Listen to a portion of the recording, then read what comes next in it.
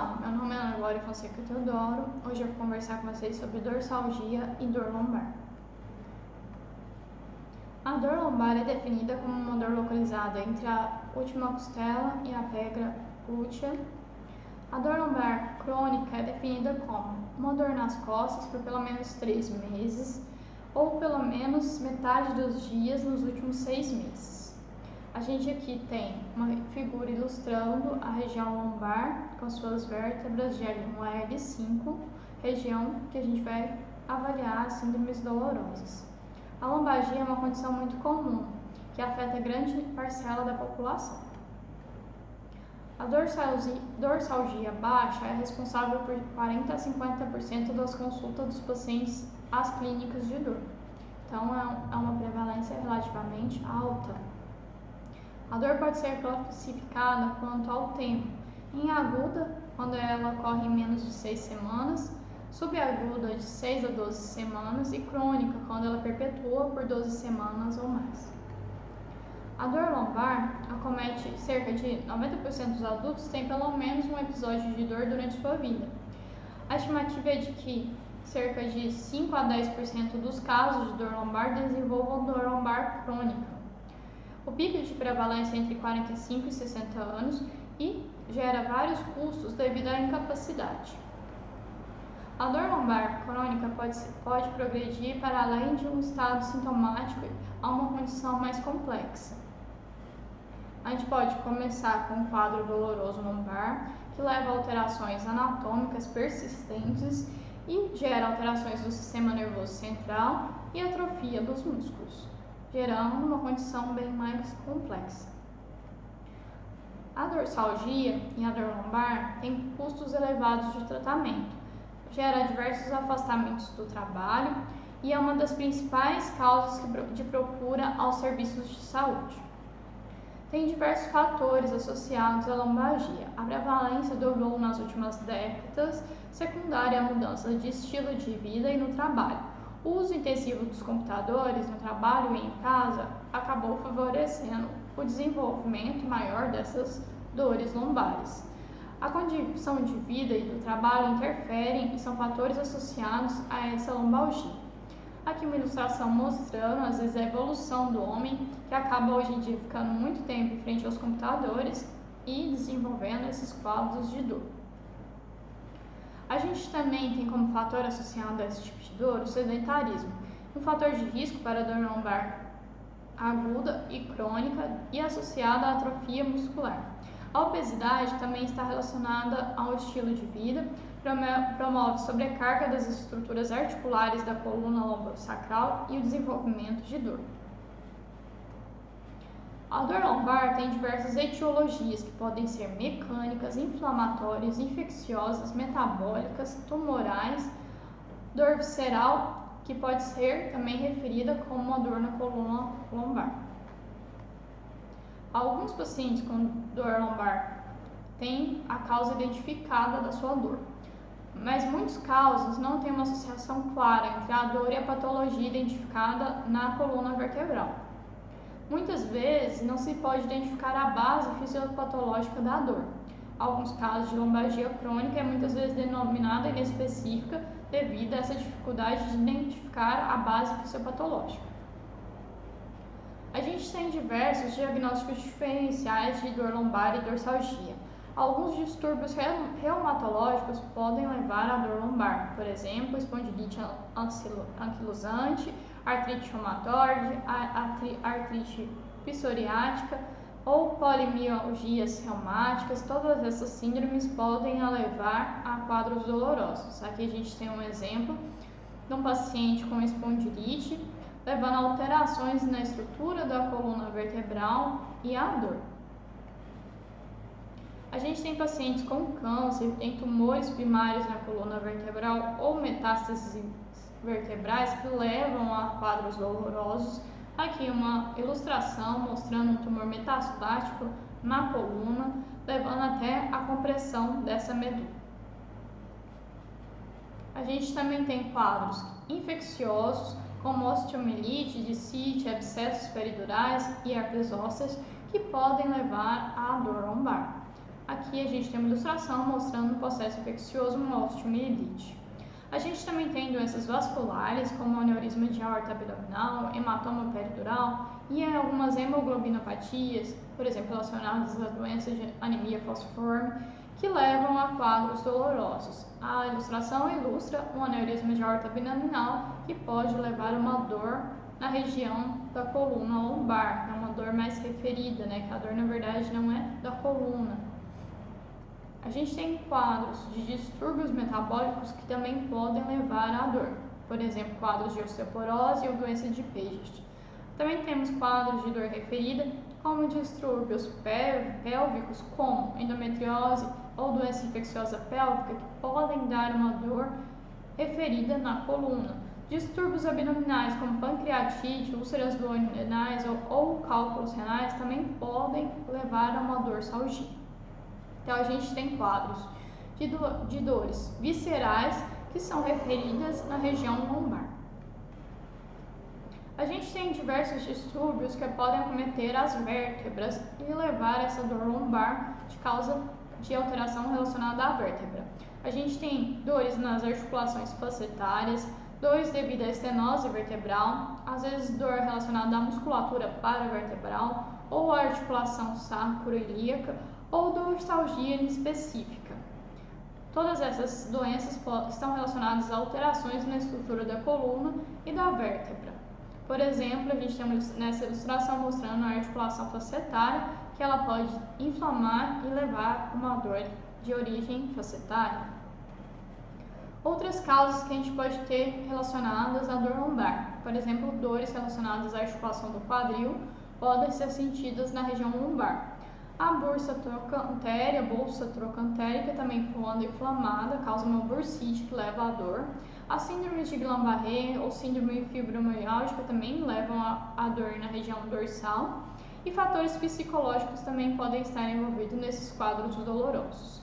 Aqui ilustrando um quadro de bursite trocantérica. A duração dos sintomas e o prognóstico da dor. A gente tem quadros, como a gente viu, agudo, subagudo e crônico. Quando o quadro é mais agudo, geralmente 60% dos pacientes recuperam a função dentro de um mês, então a recuperação e o prognóstico é melhor. Quando a dor é subaguda, de 6 a 12 semanas, 90% dos pacientes recuperam a função dentro de 3 meses. Quando a dor é crônica, com duração de 12 semanas ou mais, tem uma pouquíssima tendência a regredir. A gente tem algumas classificações dos quadros dolorosos relacionados à coluna vertebral e à dorsalgia. A gente tem, por exemplo, a dor vertebral inespecífica, que é uma dor localizada, em geral, com pouquíssima ou nenhuma alteração física. Ela pode ser secundária a alterações na dinâmica dos componentes vertebrais. A gente também tem dor relacionada a sintomas radiculares, como a dor irradiada, geralmente com distribuição nos dermátomos. Em geral, associadas a uma compressão ou irritação do nervo espinhal ou ambas. A gente também tem distúrbios vertebrais potencialmente graves, que têm sintomas variados de acordo com a sua etiologia, e a fisiopatologia depende do diagnóstico. Então, a gente tem alguns quadros vertebrais mais graves. Quando a gente vai fazer a avaliação do paciente com uma dorsalgia, a gente deve obter uma história clínica abrangente, determinar a queixa principal do paciente, a localização da sua dor, qual a intensidade da sua dor, avaliar um bom exame físico e avaliar a resposta ao tratamento. A gente tem que investigar na história clínica se o paciente tem alguma história de câncer, qual foi a idade do início dos sintomas, por exemplo, o paciente com mais de 50 anos, se há envolvido, às vezes, um emagrecimento no quadro clínico desse paciente. A gente tem que questionar se houve algum trauma recente, se tem alguma alteração neurológica progressiva, se a dor não está sendo aliviada com o tratamento. A gente tem que sempre avaliar no exame físico se tem alguma massa abdominal palpável, se o paciente está apresentando febre. A gente tem que pensar em todos aqueles diagnósticos diferenciais relacionados à dor lombar. E quando não há uma resposta ao tratamento, a gente deve reavaliar o diagnóstico e sempre procurar saber por que o paciente não está respondendo ao tratamento. A gente deve estar atento aos sinais de alerta da lombalgia. Já vimos que tem alguns quadros que são mais graves. pacientes com mais de 50 anos que começam a apresentar a dor, uma dorsalgia com mais de 6 semanas, alguma história de trauma, quando há presença de febre ou arrepios, perda de peso, quando a dor se agrava à noite e não há uma resposta terapêutica à analgesia aplicada, quando tem uma história de neoplasia ou imunossupressão, ou se tem alguma história de procedimentos associados à bacteremia. Todos esses sinais são sinais de alerta que nos chamam a atenção para quadros mais graves associados à lombalgia. A gente tem sempre que caracterizar a dor quanto à sua localização e duração dos sintomas. Esses sintomas têm dias, semanas ou meses, há quanto tempo o paciente está sentindo essa dor. Se essa dor tem alguma irradiação, qual a localização dessa dor, a gente consegue definir qual dermátomo está essa dor, de acordo com a sua irradiação. Na ilustração a gente consegue ver, por exemplo, a irradiação do nível de L3. Se a gente tem uma compressão, uma hérnia de disco a nível de L3, a gente vai ter uma irradiação, como ilustrado na imagem, nessa região branca, referindo ao L3. E outras regiões também da coluna, cada dermato está relacionado a um nível. A gente deve avaliar as características da dor, se ela é queimação, aperto, se tem parestesia associada. A gente tem que avaliar a intensidade da dor, se ela é leve, moderada ou grave, qual a frequência dessa dor, como ela iniciou, qual o tempo do início, fatores que melhoram e pioram a sua dor. Além de sintomas associados, lembrando que a gente tem aqueles sinais de alertas e sintomas que chamam a atenção de quadros mais graves, por exemplo, quando o paciente apresenta febre, que são indicativos de algum tipo de infecção. No exame físico, a gente deve avaliar a marcha do paciente e as interferências que aquela dor leva nas atividades diárias. A gente tem alguns testes que a gente faz para avaliar a marcha do paciente, ele andando na ponta do pé ou no calcanhar, para avaliar, de acordo com essa marcha, algumas alterações prováveis consequentes dessa dor. Qual seria a causa dessa dor? É importante sempre identificar a zona álgica e perceber a sua irradiação. Como eu disse, tem os dermátomos relacionados ao membro inferior, que cada um indica uma determinada raiz lombar. A gente tem que avaliar se na marcha, no andar desse paciente, tem algum desvio, alguma simetria entre as pernas, se tem dor à palpação da região lombar. Tem alguns testes que a gente faz, provas de lesão radicular, por exemplo, o teste de Laseg, que é esse teste que a gente vai ver numa ilustração maior a seguir, e avaliar sempre os sintomas associados. O teste de Laseg é muito utilizado para avaliar uma compressão do nervo ciático. Quando o nervo está tensionado entre 35 e 70 graus, o paciente pode sentir dor devido a uma irritação ou compressão do nervo na região lombar. 98% das dorsalgias originam-se de desestruturação do sistema musculoesquelético. Muitas vezes não é possível definir o fator gerador da dor. A gente tem aquelas lombalgias inespecíficas. Então a gente viu que tem diversos distúrbios relacionados a esses quadros de dorsalgia. A origem da dor lombar benigna. A gente tem estruturas relacionadas à dor da coluna vertebral. A gente tem as fibras anulares externas do disco intervertebral que podem gerar dor. Os ligamentos longitudinais que circundam o disco também podem gerar quadros dolorosos. As cápsulas articulares das articulações placentárias também geram dor. Os músculos paravertebrais. A gente também pode ter dor relacionada à face ventral da dura mater ou dores relacionadas à bainha das raízes durais ou dores consequentes à compressão ou irritação dos nervos espinhais. A dorsalgia discogênica parece ser a causa mais comum de dorsalgia inespecífica. O processo de evolução começa com a degeneração discal. À medida que o processo avança, há deteriorização das articulações placentárias, dos ligamentos e dos músculos. Aqui a gente tem uma ilustração que mostra alguns discos em processo de degeneração, algum disco também relacionado ao processo de herniação, a gente pode ver nessa imagem. A gente também vê discos mais finos e também a gente vê uma hipertrofia de algumas articulações facetárias. Todas essas alterações degenerativas podem levar a quadros dolorosos. A dor lombar, então, ela pode ser consequente da degeneração discal, que começa como uma normalidade na irrigação sanguínea desse disco, que leva a alterações degenerativas, atrai mediadores inflamatórios, ocorre uma redução da altura do disco e uma alteração na dinâmica de toda a coluna vertebral. Então a gente tem aqui na ilustração mostrando um disco vertebral. Quando há uma alteração na irrigação sanguínea desse disco, ocorrem diversos processos degenerativos com atração de mediadores inflamatórios e alterações na mecânica e dinâmica da coluna vertebral.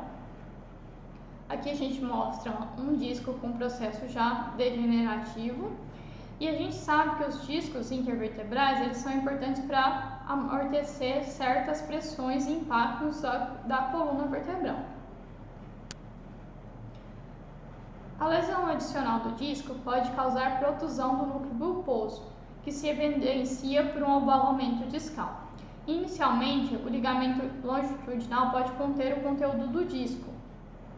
Se o ligamento enfraquecer, o núcleo pulposo pode herniar e causar irritação e inflamação das raízes nervosas e compressão dessas raízes. A hérnia de disco volumosa pode até mesmo causar estenose vertebral significativa, como um comprometimento neurológico. Aqui a gente tem uma ilustração mostrando uma herniação do disco, levando à compressão da raiz nervosa, com quadro doloroso tanto neuropático pela essa compressão e inflamação da raiz, como também por componentes nociceptivos e ativação de nossos receptores periféricos.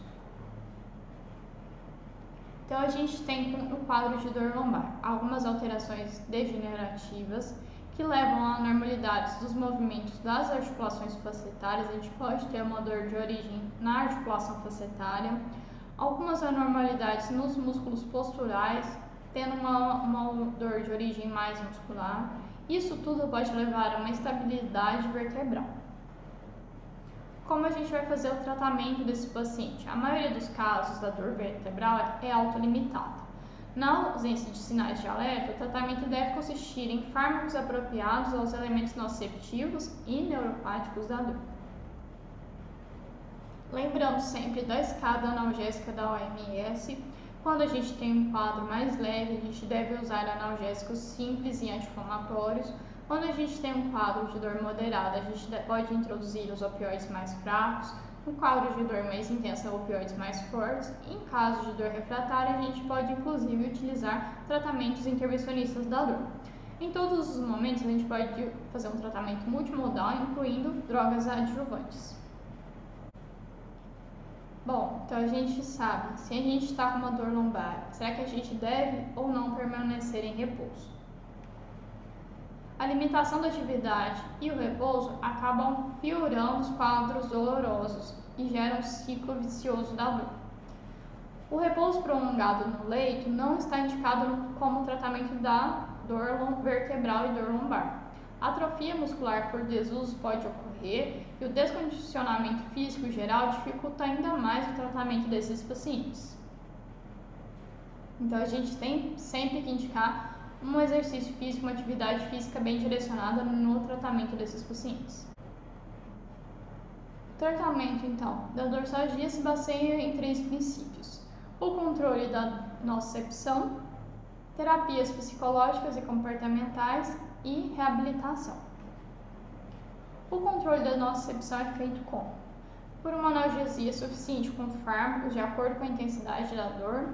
Os procedimentos são indicados em alguns casos refratários, a gente pode fazer a abordagem intervencionista. A redução da dor amplia as chances de resposta e de reabilitação. E recuperação da atividade física do paciente. As terapias psicológicas e comportamentais ajudam, pois a dor crônica tem suas perdas secundárias associadas a ela. A associação muito frequente da dor crônica com depressão e ansiedade, o diagnóstico psicológico é importante para a recuperação funcional desse paciente. A reabilitação com medidas fisioterápicas e exercícios são importantes. A dor persiste geralmente, a dor quando ela é persistente, ela geralmente está associada a um descondicionamento físico. Então a reabilitação é muito importante para interromper esse descondicionamento físico. Um programa de reabilitação abrangente é extremamente importante para a recuperação funcional desse paciente, a capacidade dele de realizar suas atividades diárias.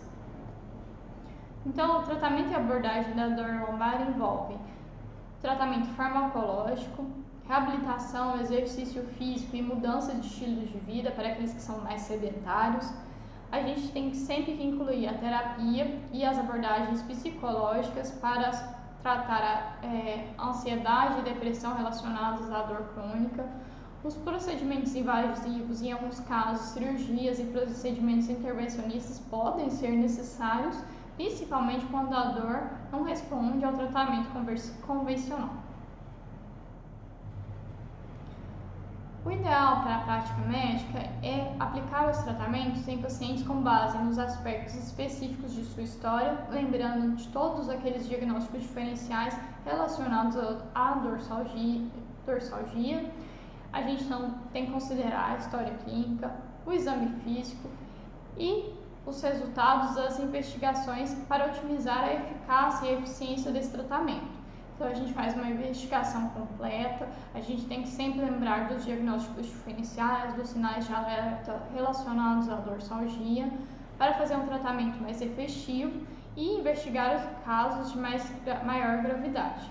Bom, a gente deu uma breve aula sobre dorsalgia e dor lombar, os fatores associados a ela e como a gente pode fazer o tratamento dessas síndromes dolorosas. Obrigada.